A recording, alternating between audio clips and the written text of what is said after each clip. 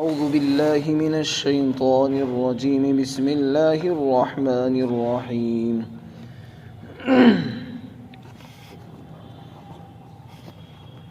هل أنبئكم على من تنزل الشياطين تنزل على كل أفاك نسيم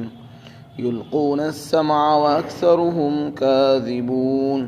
والشعراء يتبعهم الغاوون ألم تر أنهم في كل واد يهيمون وأنهم يقولون ما لا يفعلون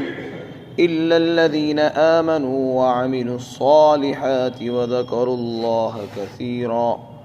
وانتصروا من بعد ما ظلموا وسيعلم الذين ظلموا أي منقلب ينقلبون۔ کیا میں تم کو بتاؤں کہ شیاطین کس کے اوپر اترتے ہیں؟ شیاطین ہر جھوٹے گنہگار اور بدکار انسان پر اترتے ہیں اور وہ ہر سنی سنائی بات کو ان کے کانوں میں ڈال دیتے ہیں، اور ان میں سے اکثر جھوٹے بولنے والے ہوتے ہیں، اور شعراء کے پیچھے تو گمراہ لوگ ہی چلتے ہیں۔ کیا تم نے نہیں دیکھا کہ وہ ہر وادی اور میدان کے اندر بھٹکتے پھرتے ہیں اور وہ باتیں کرتے ہیں جو وہ خود بھی نہیں کرتے ہیں، مگر ایمان والے اور وہ لوگ جو نیک اعمال کرتے ہیں اور جو اللہ کا ذکر کثرت سے کرتے ہیں، اور جنہوں نے ظلم کے بعد، جب ان کے اوپر ظلم کیا گیا اس کے بعد انہوں نے اپنا بدلہ لیا، وہ اس سے مستثنا ہیں۔ اور جن لوگوں نے ظلم کیا ہے ان قریب ان کو پتہ چل جائے گا کہ وہ کہاں لوٹ کر جا رہے ہیں۔ مشرکین کی طرف سے اللہ کے رسول صلی اللہ علیہ وسلم پر جہاں بہت سی تہمتیں لگائی گئی، ان میں سے ایک یہ تہمت لگائی گئی کہ آپ جو ہے کاہن ہیں۔ وَلَا بِقَوْلِ كَاهِنْ قَلِيلًا مَا تَذَكَّرُونَ، آپ کو کاہن کہا گیا اور آپ کو شاعر کہا گیا۔ کاہن کسے کہتے ہیں اس کو سمجھنے کی ضرورت ہے۔ پہلے زمانے میں کچھ لوگ یہ دعویٰ کرتے تھے کہ ہمارے پاس جنات آتے ہیں اور ہمارے قبضے میں جنات ہیں جو ہمیں آسمانی خبریں لا کر دیتے ہیں، غیب کی باتیں ہم کو بتاتے ہیں۔ چنانچہ اس زمانے میں شیاطین کو اتنی قدرت حاصل تھی کہ وہ آسمانوں پر جاتے اور فرشتوں کی باتیں کان لگا کر سنتے تھے۔ کوئی بات ان کے کانوں میں پڑ جاتی تھی تو وہ اپنے چیلوں کو اور کاہنوں کو بتا دیا کرتے تھے زمین پر۔ وہ جو چیلے ہوا کرتے تھے وہ اعلیٰ درجے کے بدکار، گنہگار اور جھوٹے ہوتے تھے۔ وہ اس کے اندر اپنی طرف سے کچھ باتیں اور ملا دیا کرتے تھے اور پھر وہ اپنے مریدین کو بتایا کرتے تھے کہ دیکھو آج ہمارے پاس یہ خبر آئی ہے اور آئندہ یہ ہونے والا ہے، آنے والے زمانے میں ایسا ایسا ہونے والا ہے۔ بعض مرتبہ ان کی کچھ باتیں سچ ثابت ہو جاتی تھی تو لوگ ان کے معتقد بن جاتے اور ان کے اوپر بھروسہ کر بیٹھتے تھے کہ ہاں واقعی انہوں نے صحیح کہا تھا کہ ایسا ہونے والا اور ایسا ہو گیا۔ تو کچھ باتیں وہ فرشتوں کی چرا لیا کرتے تھے اور بہت سی باتیں اپنی طرف سے ملا لیا کرتے تھے۔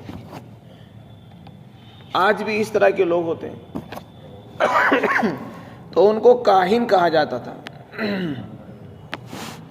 جب اللہ کے نبی رسول صلی اللہ علیہ وسلم نے قرآن کریم امت کے سامنے پیش کیا تو لوگوں نے اس کے اوپر یہی اعتراض کیا کہ یہ اللہ کا کلام نہیں، یہ تو جنات کا کلام ہے۔ کوئی جن ہے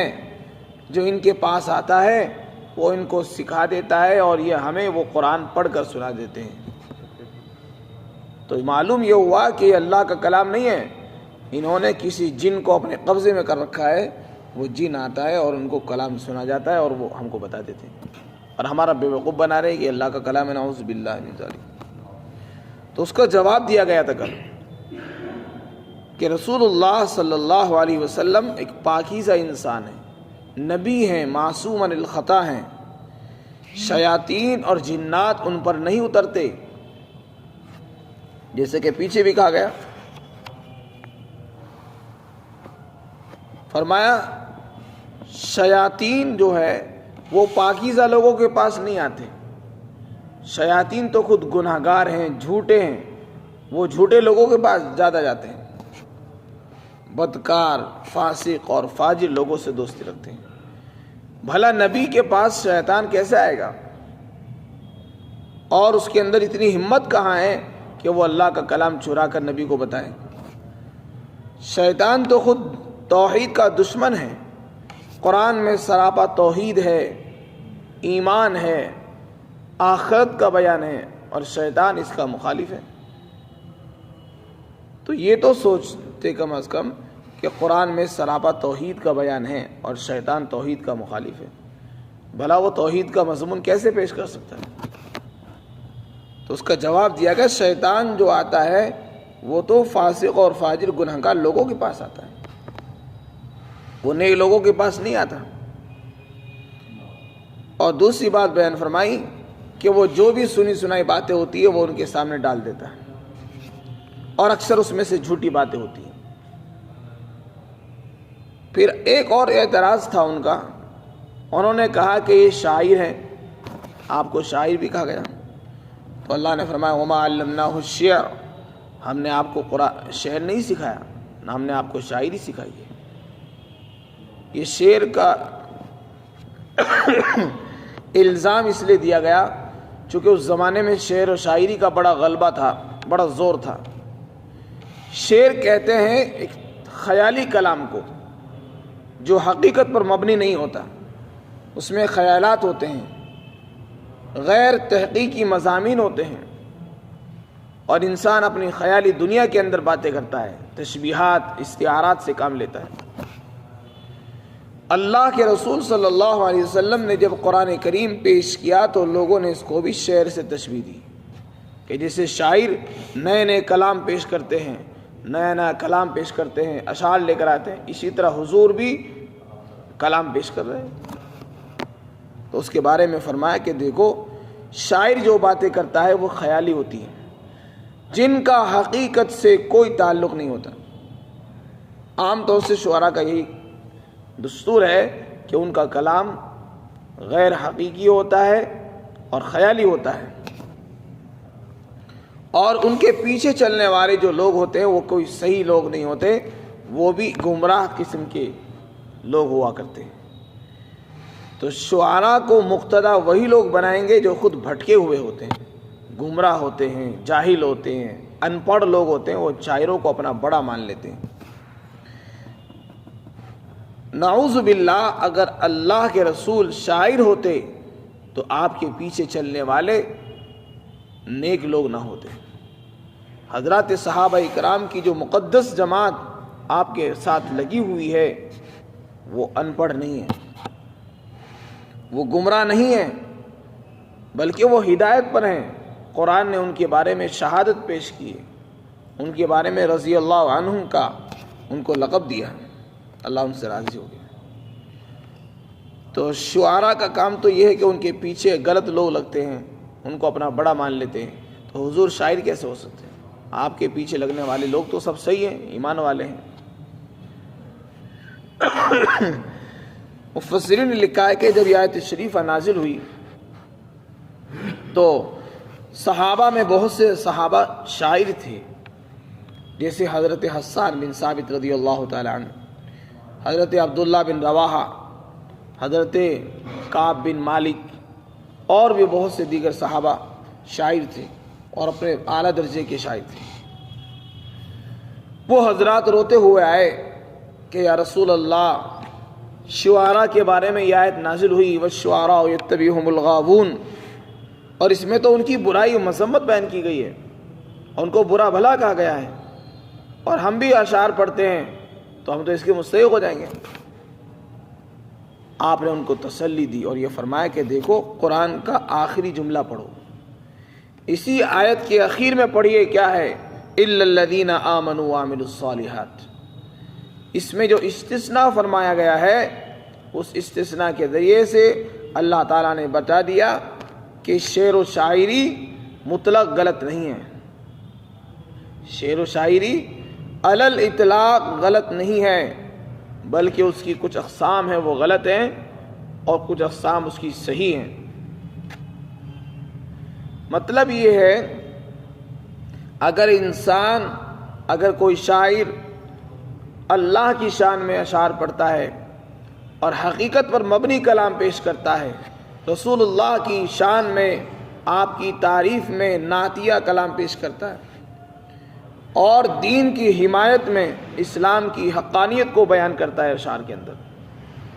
تو وہ کلام صرف پسندیدہ نہیں ہے بلکہ ثواب پر مبنی ہے، وہ ثواب کا مستحق بھی ہے۔ ایسے کلام کے پڑھنے پر ثواب ملتا ہے۔ حدیث شریف کے اندر آتا ہے ان من الشعر لحکمہ، بعض اشعار حکمت پر مبنی ہوتے ہیں۔ ہم ہر شعر کو غلط نہیں کہہ سکتے، بہت سے اشعار ایسے ہوتے ہیں جو حکیمانہ ہوتے ہیں، ان کے اندر عبرت اور نصیحت ہوتی ہے، وہ زندگیوں کو بدل دینے والے ہوتے ہیں، اور بہت سے اشعار ایسے ہوتے ہیں جو جھوٹ اور فساد کی باتوں پر مشتمل ہوتے ہیں، جن کے اندر جھوٹ کے سوا کچھ نہیں ہوتا، مبالغہ آرائی سے کام لیا جاتا ہے، بے جا تشبیہات ہوتی ہیں، عورتوں کے محاسن کو بیان کیا جاتا ہے۔ تو ایسے اشعار کے بارے میں مذمت کی گئی ہے، ایسے اشعار پسندیدہ نہیں ہے بلکہ مکروہ ہیں، ناجائز ہیں، اور ایسے اشعار میں لگنا اپنے وقت کو ضائع کرنا ہے۔ اگر اشعار مطلقاً ناجائز ہوتے تو رسول اللہ صلی اللہ علیہ وسلم کبھی بھی مسجد نبوی کے اندر حضرت حسان بن ثابت رضی اللہ عنہ کے لیے ممبر نہ لگواتے۔ ایک مرتبہ کا واقعہ ہے کہ اس زمانے میں چونکہ میڈیا نہیں تھی، اس زمانے میں جو بات ہوتی تھی وہ اشعار میں ہوتی تھی، جیسے آج کے زمانے میں میڈیا اہم کام انجام دیتی ہے، اہم کردار ادا کرتی ہے، کوئی بھی بات آتی ہے میڈیا پر آ جاتی ہے اور پھر اس سے پوری دنیا میں پھیل جاتی ہے۔ اس زمانے میں اشعار اور شاعروں کے ذریعے سے باتیں پھیلتی تھی، چنانچہ جب کوئی آدمی کوئی بات کہنا چاہتا تو وہ اشعار پیش کرتا تھا اور پھر وہ پھیل جاتا تھا۔ حضور صلی اللہ علیہ وسلم کی اس زمانے میں مشرکین نے برائی بیان کی اور اشعار میں آپ کی ہجو کی، اور وہ اشعار پھیل گئے۔ جب وہ اشعار پڑھے جاتے تھے تو وہ دور دور تک پھیل جاتے تھے اور لوگ ان کو پسند کرتے تھے، خوش ہوتے تھے۔ اس سے آپ کو تکلیف ہوئی، آپ نے حضرت حسان بن ثابت رضی اللہ عنہ کو حکم دیا کہ حسان جواب دیجئے، چنانچہ آپ کے لیے ممبر لگوایا گیا، مسجد نبوی کے اندر ممبر لگایا گیا، اور آپ نے ممبر پر بیٹھ کر کافروں کے اشعار کا اشعار میں جواب دیا، اور ایسا جواب دیا جو تلوار سے بھی زیادہ سخت تھا۔ تو اشعار مطلقاً ممنوع نہیں ہیں، اشعار کے اندر اگر دین کی باتیں بتائی جا رہی ہیں، اشعار میں حکمت کی باتیں ہیں، اشعار کے ذریعے اسلام کا دفاع ہو رہا ہے، اسلام کا دفاع کیا جا رہا ہے، تو وہ ثواب کا کام ہے۔ اس لیے فرمایا، قرآن کریم میں اشارہ کر دیا، اور شعراء کے پیچھے گمراہ لوگ چلتے ہیں، کیا تم نہیں دیکھتے ہو کہ وہ ہر وادی کے اندر بھٹکتے پھرتے ہیں؟ یعنی ان کا جو کلام ہوتا ہے وہ خیالی ہوتا ہے، ان کا حقیقت سے کوئی تعلق نہیں ہوتا، اور وہ ایسی باتیں کرتے ہیں جو خود بھی نہیں کرتے، ایسا کلام پیش کرتے ہیں جو خود بھی نہیں کرتے۔ پھر آگے استثناء فرمایا کہ مگر وہ لوگ جو ایمان لائے اور انہوں نے نیک اعمال کیے، یعنی اشعار بھی پڑھتے ہیں تو ان کے اشعار ایمان اور یقین پر، دینی اعمال پر، نیک اعمال پر مشتمل ہوتے ہیں، اور ان کے اشعار میں ایمان اور دین کی دعوت ہوتی ہے۔ وَذَكَرُوا اللَّهَ كَثِيرًا، اور انہوں نے اللہ کا ذکر کثرت سے کیا، اللہ کو کثرت سے یاد کرتے ہیں، اور ان کے اوپر جو ظلم ہوا ہے اس کا بدلہ لیا، تو فرمایا یہ لوگ اس سے مستثنیٰ ہیں، ان کے اوپر وعید نہیں ہے۔ بدلہ لینے کا مطلب یہ ہے کہ اس زمانے میں اشعار کے ذریعے سے حملہ کیا جاتا تھا، یعنی ایک انسان دوسرے انسان کی برائی بیان کرتا تھا اشعار میں، تو وہ برائی حقیقت میں ایک حملہ ہوا کرتا تھا۔ تو جس نے کسی پر حملہ کیا ہے تو وہ ظلم ہے، تو اس کا بدلہ اشعار کے اندر دیا جاتا تھا، چنانچہ حضرت حسان بن ثابت، عبداللہ بن رواحہ، کعب بن مالک جیسے صحابہ ان اشعار کا جواب دیا کرتے تھے اشعار ہی کے اندر۔ آگے فرمایا کہ ظالم لوگ ان قریب ان کو پتہ چل جائے گا کہ وہ کس جگہ لوٹ کر جا رہے ہیں، یعنی ابھی وہ خوش ہو رہے ہیں، حقیقت یہ ہے کہ ان کا انجام بد ہے جو ان کو مل جائے گا۔ اللہ تعالیٰ ہم سب کو عمل کی توفیق نصیب کرے۔